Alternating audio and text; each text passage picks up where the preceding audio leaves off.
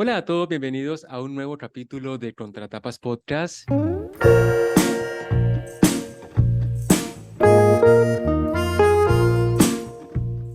Mi nombre es Yamit Zuluaga y me acompaña, como en todas las oportunidades, Florencia Puddington. Hola Flor, ¿cómo andas? Hola, Jam, ¿cómo andás? Muy bien, ya entrados en el año, anhelando con todo mi corazón el invierno y también leyendo a full. Bueno, este año también ya lo habíamos dicho un poco, hemos cambiado un poco la estructura, vamos a tener menos ciclos temáticos, pero más invitados para variar un poco las lecturas, también para ver qué nos traen otras personas del rubro, ¿no? Que por ahí una de las cosas que más me gusta de Contratapas es que lleguen libros que por ahí no hubiera podido yo llegar solo, ¿no? No sé a ti qué te ha parecido, porque hasta ahora tenemos tres programas, un japonés, ahora tenemos literatura mexicana en este capítulo y uruguaya, ¿no? Hemos ya con el inicio muy diversificado, por lo menos la zona geográfica que hemos abordado. Sí, un primer libro de principio de siglo, después otro de los años 40, 50 y ahora 2013. Bueno, hicimos un recorrido geográfico y cronológico también, sin darnos cuenta. Pinta muy bien el 2024 y en este capítulo tenemos de invitada a Florencia Rumi de la cuenta @asesoría literaria. Ella es licenciada en letras y se dedica de forma muy brillante al acompañamiento en clínica de escritura, trabaja con autores, también da clases. Y bueno, Flor, muchísimas gracias por volver a Contratapas, que bueno, aquí tú y yo tenemos una amistad ya de muchos años, también con Flor se conocen. Y cuéntanos un poco de qué va tu vida por ahora, qué libros nos traes hoy y cómo fue tu elección y tu proceso de lectura. Bueno, gracias por la invitación primero a Jam y a Flor. Gracias por invitarme a participar nuevamente. Siempre es un placer. Y bueno, con esta invitación abierta para sugerir una lectura, se me ocurrió proponer la novela que estaba leyendo, que es Casas Vacías, de la autora Brenda Navarro, que es una autora mexicana, contemporánea.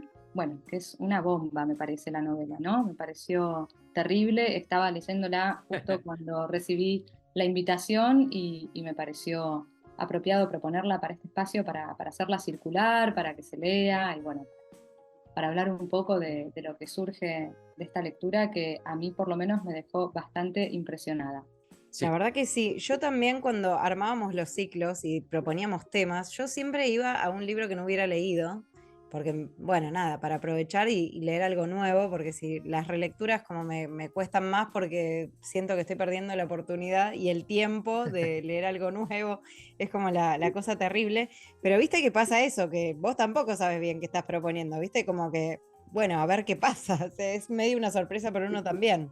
Bueno, era una de mis pendientes. Ahora en el verano me estuve poniendo un poco al día con las lecturas porque me pasa que durante el año con los talleres y las clases que doy, bueno, por ahí algunas lecturas están preprogramadas y en este caso no. Se me ocurrió espontáneamente esta, pero porque tenía una lista de cosas que quería leer. Esta había sido una recomendación de una persona con la que trabajamos en clínica de escritura y la verdad es que no conocía a la autora, no había leído nada de ella. Bueno, esta de hecho es su primera novela y como les decía, me impactó muchísimo. Me parece que es bastante distinto de todo lo que venía leyendo. Me parece que está Sí. muy bien construida, que está muy bien escrita, que el tema que aborda es un tema fuerte, complejo, pero que está bueno analizar en este espacio. Así es, sí, varias cosas interesantes para empezar, ¿no? Primero, hablar un poco fuera de lo textual. Para un poco resumir y ir entrando como en tema, la novela trata sobre la maternidad. Es una mujer que tiene un hijo en un matrimonio, ¿no? Ella no tiene nombre y su pareja se llama Fran y tiene un hijo que se llama Daniel, que en un momento se le pierde. Y al mismo tiempo nos cuentan otra historia paralela, que es otra mujer que tampoco tiene nombre, pero que tiene un nuevo hijo, por decirlo de alguna forma, que se llama Lionel y su pareja es Rafael. Pero antes de hablar de la desaparición del hijo y la maternidad en las dos mujeres, la novela se publica por internet, ¿no? Es una iniciativa de forma más libre en México y su circulación comienza de manera libre. Es su primera novela también, la de Brenda Navarro, y estas otras cosas me interesa tocarlas con ustedes porque por ahí siempre se abre el debate de la literatura que circula de forma online. Se me ocurrió mucho, las personas autopublican novelas, viste, es como que va subiendo capítulos y por ahí los ficha Planeta y le lleva su libro a una versión impresa que resulta ser bestseller. Y se me cruzaba esta idea, ¿no? Que termine una escritora nueva lanzando su producto de manera gratuita para luego entrar al panorama más convencional de la industria, publicando una novela que aparte está hoy siendo reconocida, ¿no? Y que es leída, tanto que estamos acá en Argentina hablando de ella. Esa dinámica, ¿no? Entre lo virtual, lo gratuito, lo novel, qué pasa con la lectura digital, qué pasa con la física, cómo es el vaivén. Sí, a mí me pareció curioso eso, la verdad lo leí en una entrevista, cuando leí la novela no estaba al tanto de que había hecho y tampoco de que fuera por entregas, o sea, no tenía ni idea de eso. Ella decía que a ella no le interesaba hacer todo el proceso que hace un autor novel, un autor tradicional, digamos, que por ahí consigue que no sé, o se paga su publicación y que después entonces la editorial por ahí la ayuda a promocionarla y es como que hay una serie de intermediarios entre el autor y el lector que de repente, bueno, a ella le interesaba saltearse toda esa cosa y directamente buscar lectores para su novela, salteándose todo ese proceso intermedio de publicitarlo, bueno, de financiarlo también, ¿no? Que no es nada sencillo.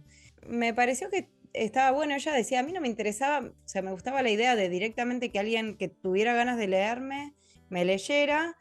Según ella, bueno, no se imaginó que iba a tener la popularidad que tuvo el libro, que esperaba que, bueno, que tuviera un grupito de lectores pequeño bueno, y que establecer un vínculo directo con ellos. No es la primera que hace esto.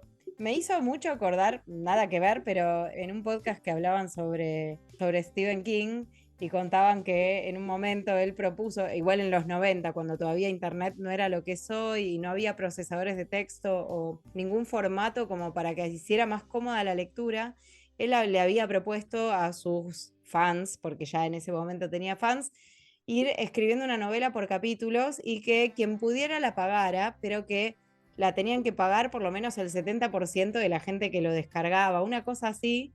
Y como finalmente en el primer capítulo funcionó, en el segundo más o menos y en el tercero no, y canceló ahí la publicación, pero aún así recaudó un montón de plata, no sé, viste, como que te hace pensar en hacia dónde está yendo, ¿no? Con todas estas cuestiones de los gastos y lo que sale publicar un libro y los nuevos formatos, si no hay como una especie de comienzo de algo distinto, ¿no? Que nos lleve a nuevas formas de leer que todavía por ahí no estamos terminando de concebir. Y también pienso que, bueno, en este caso en particular, Brenda Navarro es socióloga y tiene alguna especialización en economía, pero feminista, ¿no? Economía feminista, ella forma parte de un grupo de economistas feministas en América Latina, si no me equivoco, o en España, donde vive ahora.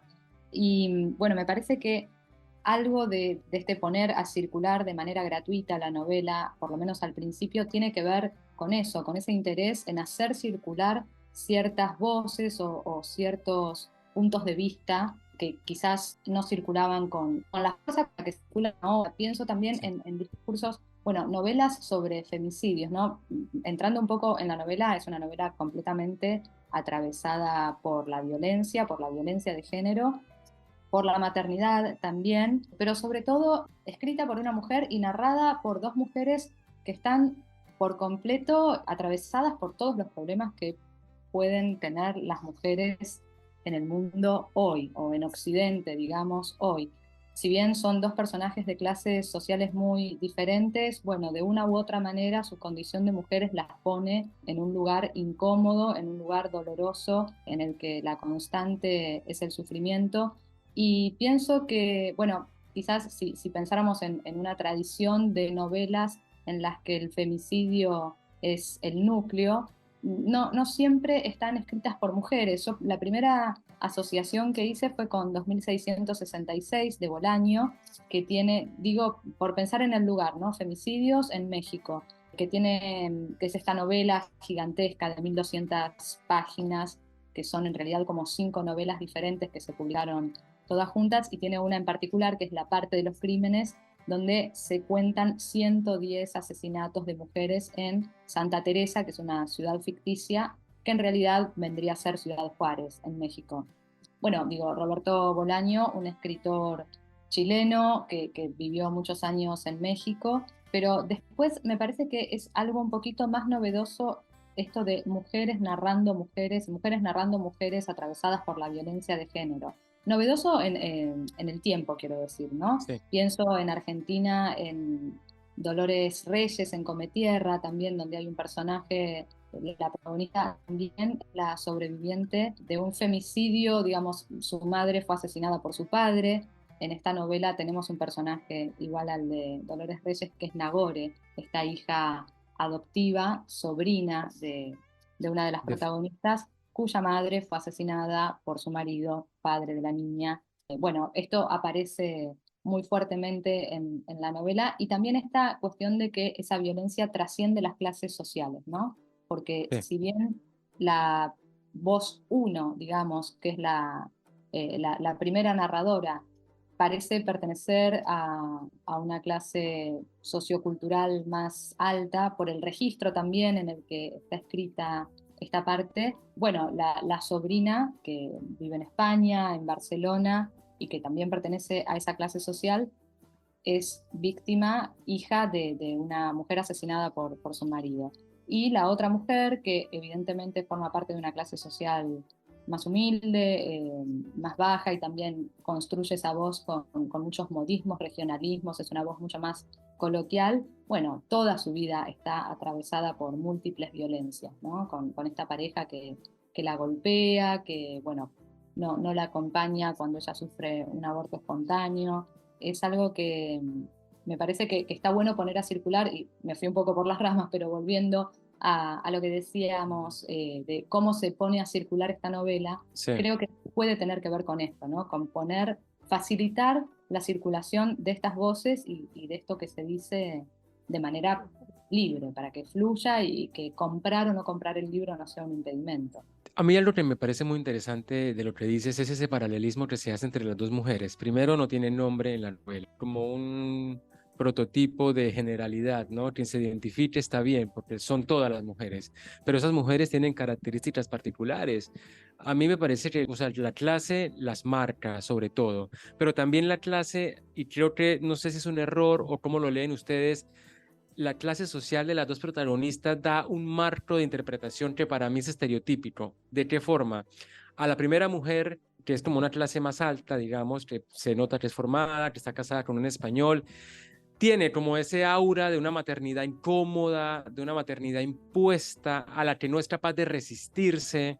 Hay como una serie de condicionamientos que la llevan a que el hijo es el siguiente paso en su vida, ¿no? Porque ya se casó, porque ya logró cierta estructura, y por ahí eso como que lo sentía muy lugar común, ¿no? En ese sentido de, incluso teniéndolo todo, no soy capaz de poner frente y renunciar a la maternidad, porque hay toda una presión social que me lleva a eso.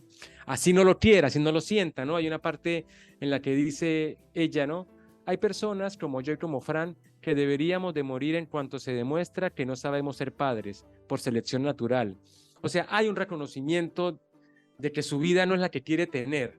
Y luego tienes en contraposición la otra mujer, que es de clase baja, trabaja un montón, vende paletas, hace dulces para fiestas y tiene la maternidad como algo que necesita, o sea, que desea, es como una intuición activa que la lleva a necesitar ser madre porque es lo que quiere con toda la claridad, y a pesar de su contexto, a pesar de que su pareja no quiere, a pesar de que no tiene las condiciones para asegurar cierta calidad de vida a un posible hijo, ¿no? Ese balance de pesos, porque hay discursos que, bueno, que viste, la calificación es terrible, pero que luego dicen, bueno, pero no sé, la mujer es pobre, viste, un hijo le va a complicar la vida, pero acá vemos una mujer que adquiere y percibe la maternidad como una cuestión individual que es capaz de ejecutar incluso por fuera de los límites de la legalidad, porque ella se roba al hijo, o sea, la mujer 2 se roba en un parque al hijo de la mujer 1,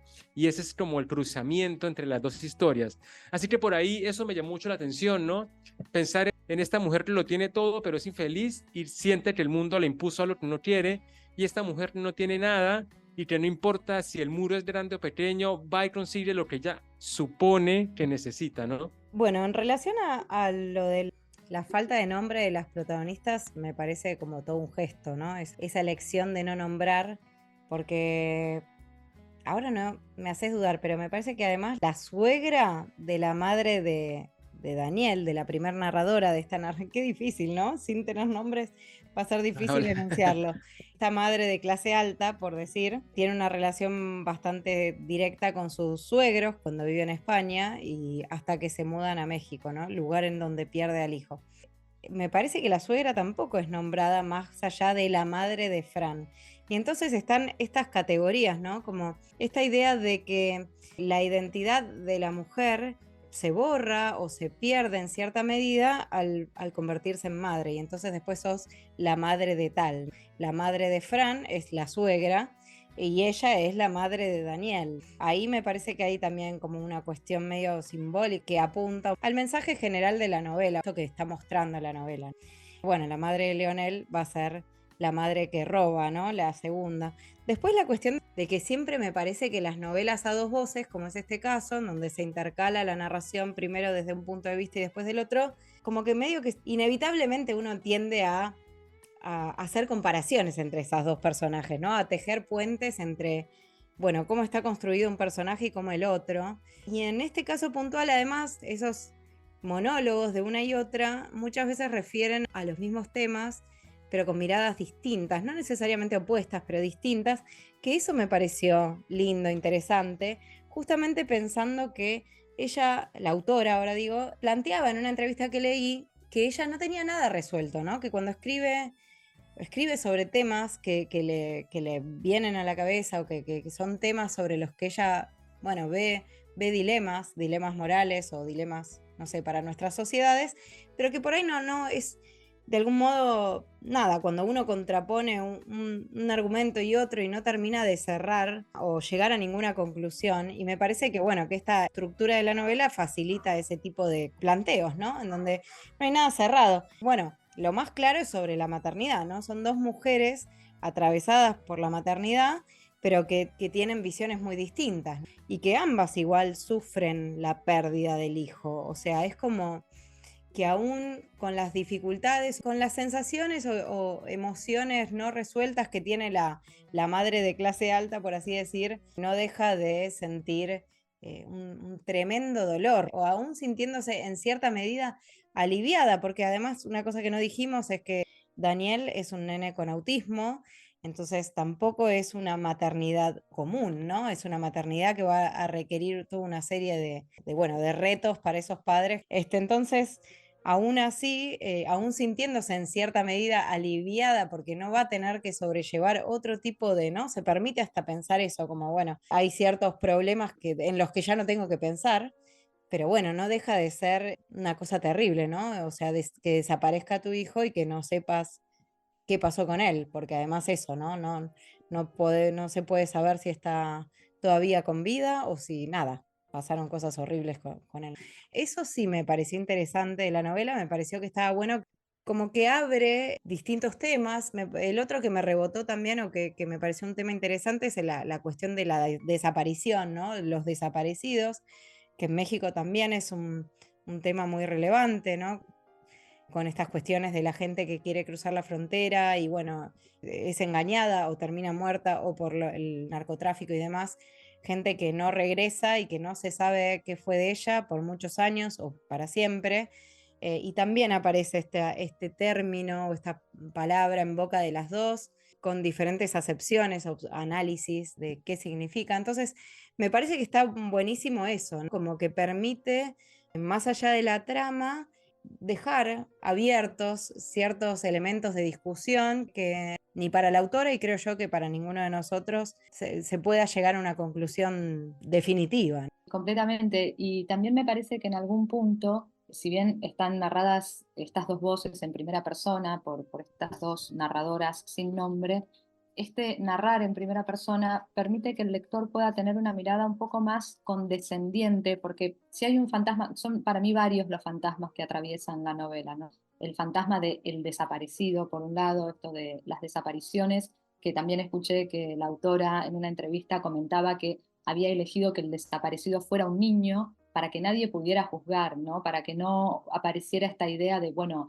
por algo desapareció o quizás tomó una decisión mala en su vida y se equivocó y eso lo llevó a desaparecer.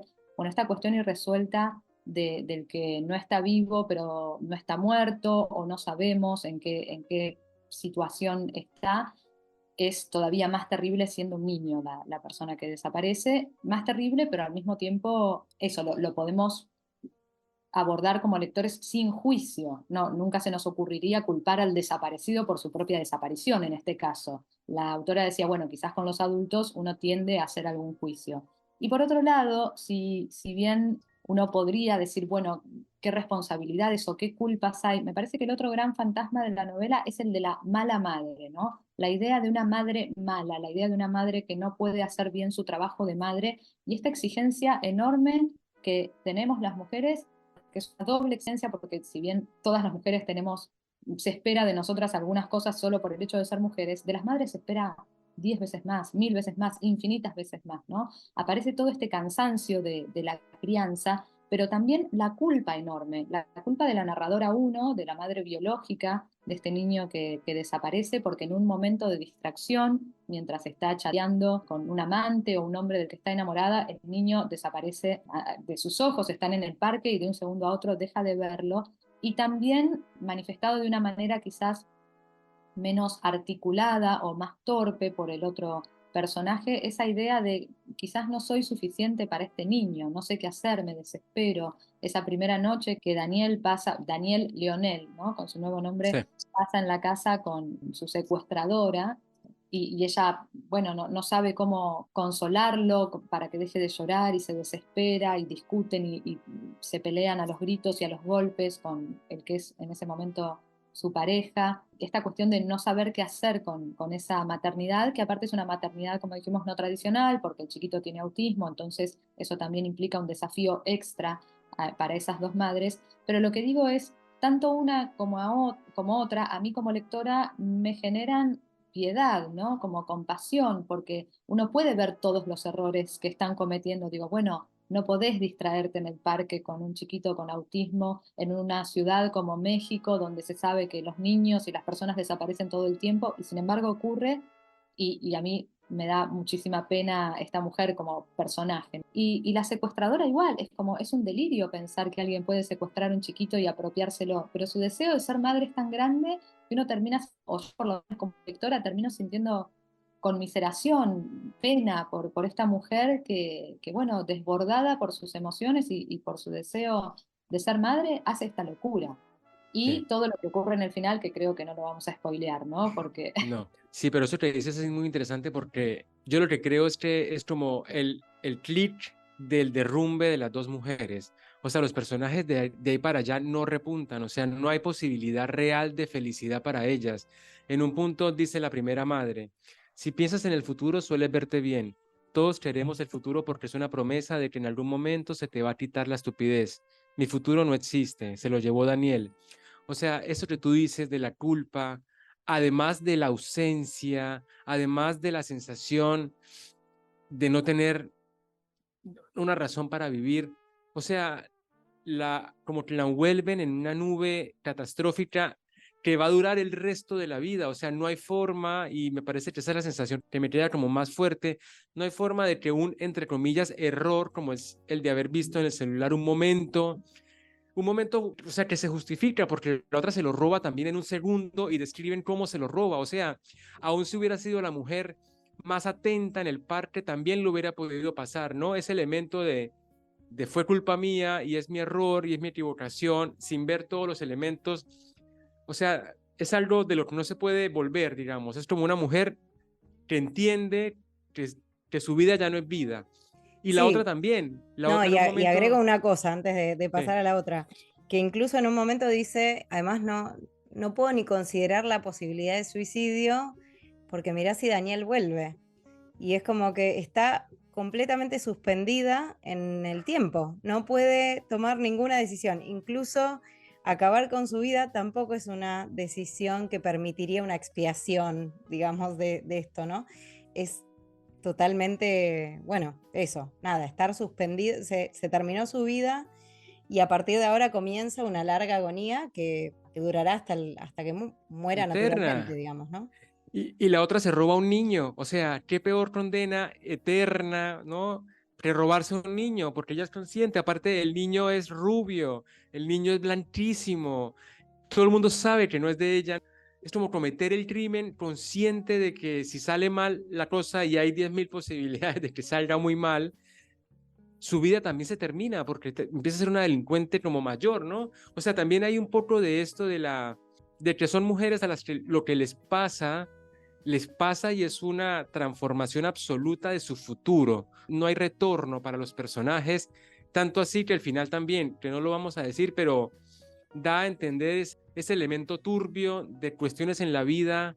Viste, la vida es una sola y no es un ensayo, es lo que pasa. Y por ahí eso me generó un montón de miedo y depresión, ¿no? De decir, hay que ser consciente de cada decisión que uno toma porque de esto puede devenir un gran dolor del que nunca me voy a poder superar, por ejemplo, ¿no? Digamos, en palabras de la primera mujer, de la primera narradora, es la maternidad este punto de quiebre, ¿no? Ese paso que no se puede, no hay ninguna manera de revertirlo y que ella considera un error, al punto que todo el tiempo se plantea como no debí haber quedado embarazada, debí abortar cuando tuve la oportunidad, ojalá Sí. nunca hubiera conocido a Fran, todo el tiempo esa idea de volver atrás, incluso también la culpa por tener esos sentimientos encontrados con respecto a su hijo con autismo. Antes de que el niño desaparezca, también esa pesadez y esa complicación enorme que implica la maternidad. La idea de pesadez también, ¿no? Esto de que la vida era liviana y en un momento se vuelve Sí. pesada para siempre. Eso está muy, muy presente, sobre todo en la primera narradora. La Sí. segunda narradora, que como dijimos es una mujer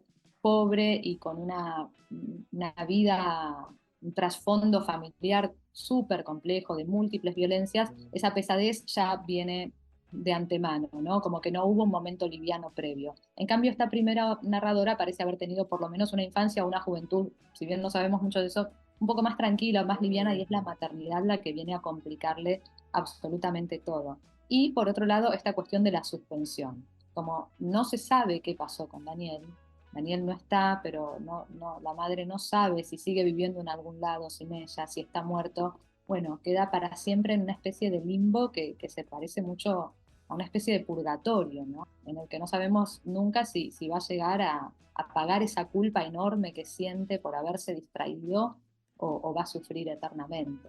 Si Daniel es para la madre uno, para la primera narradora, el inicio, digamos, de una vida más complicada, más pesada, creo que la narradora 2 busca en la posibilidad de concebir un hijo al revés, el alivio de una vida demasiado tortuosa, ¿no? Una vida atravesada por la violencia desde que ella es chica, ¿no? Desde ese entorno familiar en el que su propia madre tampoco es por ahí un referente muy amable o un ejemplo de amor materno precisamente. Y además ella, como en esta relación con Rafael, que es su pareja, elegido por ella, elegido también por cansancio, es extraña esa decisión. En un momento dice algo como, veo a mi alrededor que igual nadie es feliz, así que no me molesto en buscar otra cosa, son todos medio parecidos a este que me tocó, me lo quedo, ¿no? Hablando de su pareja.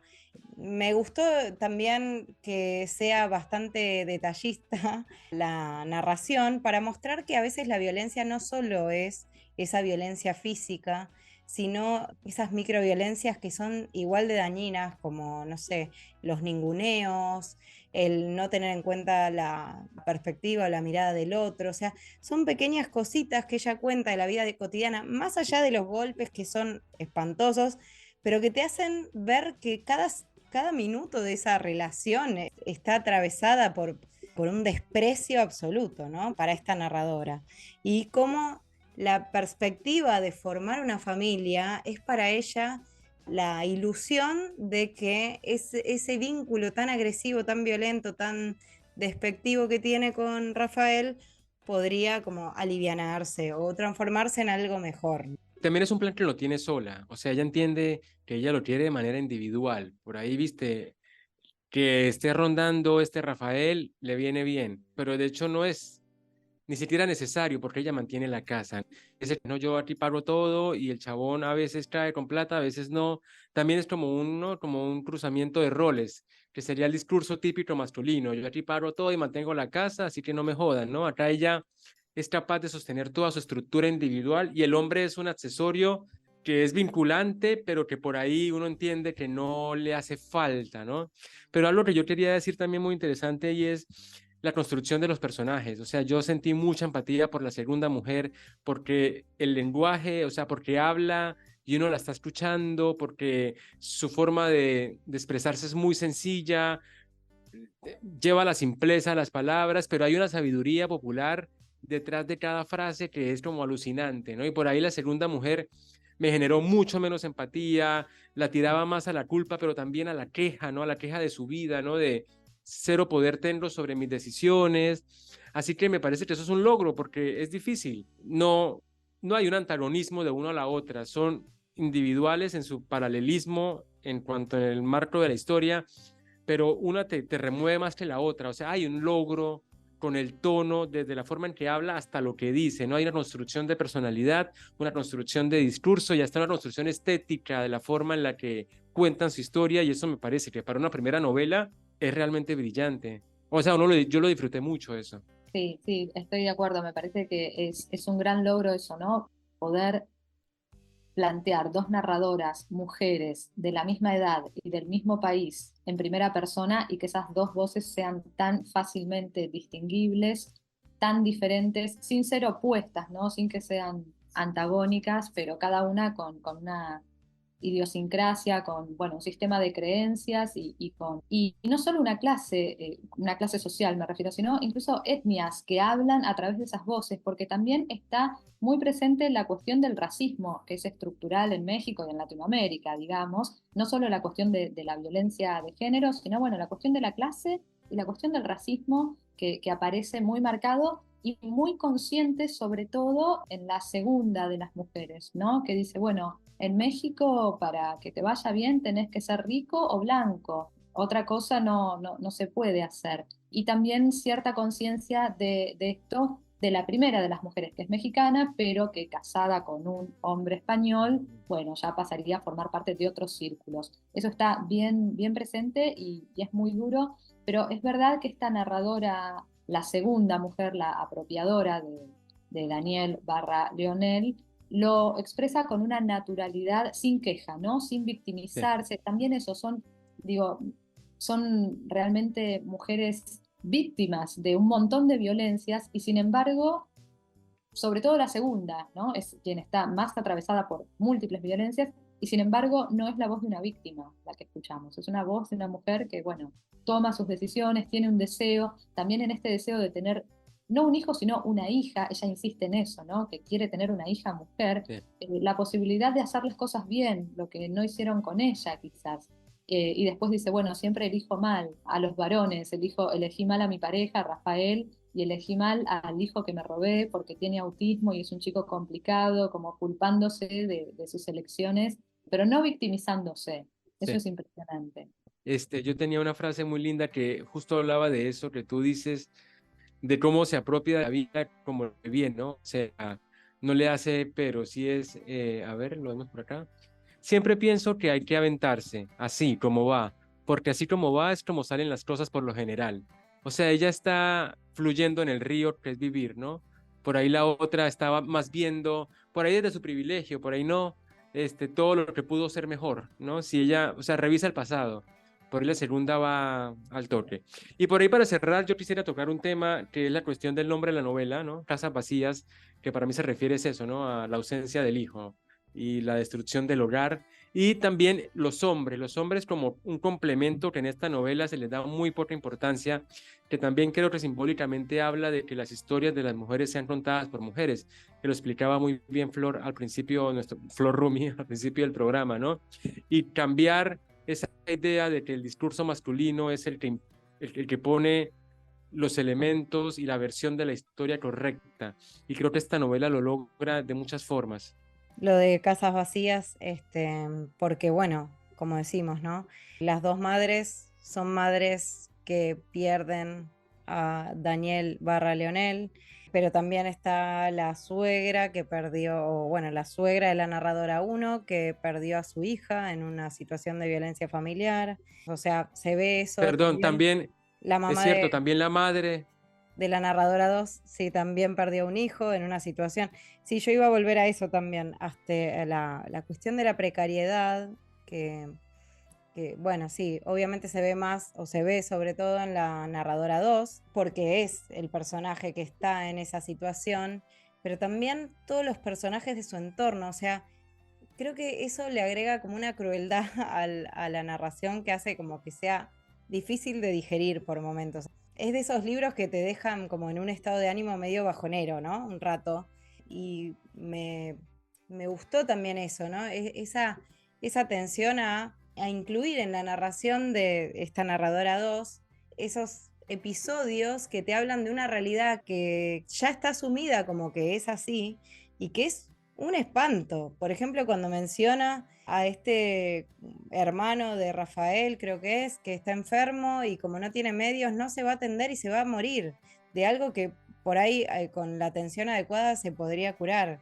Entonces después, bueno, y estaba el hermano de Rafael, que bueno, no contestaba porque estaba medio... Es como en el discurso de esa narradora está asumido como parte de la realidad, casi como que ni se percata de que lo que está diciendo es un espanto, ¿no?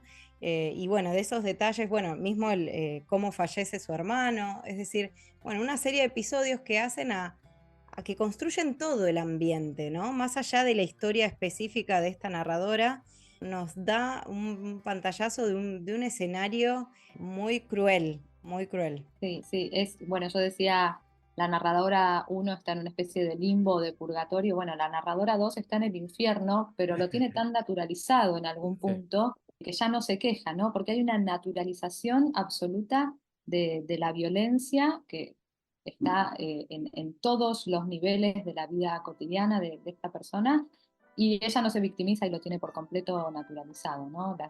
La pobreza, la miseria, de género, otro tipo de violencias que aparecen. Y bueno, también quería decir una última cosita, que es que como epígrafes de los capítulos, la autora eligió fragmentos de poemas de Wisława Szymborska, la poeta polaca, y escuché en una entrevista que decía que, bueno, obviamente fue una elección completamente deliberada, porque ella considera que muchos países de Europa del Este tienen mucho en común con México por su historia de violencia terrible y también naturalizada en algún punto, entonces por eso eligió a Szymborska para los epígrafes, que hay uno de los poemas en particular que se llama Vietnam, que es muy cortito, en el que le hacen preguntas a una mujer en medio de una guerra. A todas esas preguntas la mujer responde no sé, la última pregunta es ¿estos son tus hijos? Y la mujer responde sí, ¿no? Como que la única certeza también para una mujer es la maternidad finalmente, con todo lo terrible que eso puede implicar.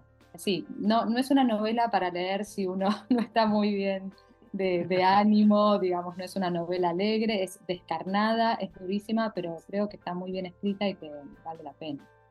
Sí, sí, coincido y aparte es muy interesante lo de traer autores nuevos, ¿no? Hablar de ellos porque también uno, por ahí en todo este mar de novedades, ¿no? Hay unas cosas por ahí que a uno le parecen más interesantes, también de México, que bueno, hoy no podemos acceder a cualquier tipo de literatura casi, así que nada, yo no diría mucho más, es una novela, como dice Flor, muy cruel, pero literariamente muy valiosa y también apuntando a la cuestión realista, ¿no? A cómo el arte refleja problemas que ni están saldados, ni están acabados, y aunque haya mucha proliferación de contenidos, seguimos encontrando formas de analizarlo, formas de sufrirlo, ¿no? A veces decimos, no, vámonos más a los clásicos, ¿no? Que toda esta realidad en un entorno en el que tampoco estamos muy bien en Argentina, por ejemplo, pero bueno, es necesario, ¿no? Es necesario que a uno se le mueva el hilo militante, el hilo de hacer algo, de mejorar el mundo de la forma en que podamos, y eso le aporta mucho, ¿no? Esta autora y específicamente Casas Vacías. Y Flor Rumi, cuéntanos cómo accedemos a tus redes sociales, en qué andas, ya estamos a final de marzo, así que cuéntanos en qué talleres estás, cómo te podemos encontrar, a dónde te podemos buscar. Bueno, me encuentran en asesoría literaria, @asesoría literaria en Instagram. Y bueno, talleres de escritura, seguramente habrá algunos, clínicas de escritura individuales, clínicas grupales, ahora durante abril también. Así que bueno, ahí en las redes estamos en contacto. Bueno, y entonces muchísimas gracias por aceptar nuestra invitación de venir a hablar un poco de literatura, a Flor y a Flor. Y con Flor Puddington nos encontramos en el próximo capítulo. Ustedes que pasen una feliz semana y nos vemos en la próxima. Chao, chao.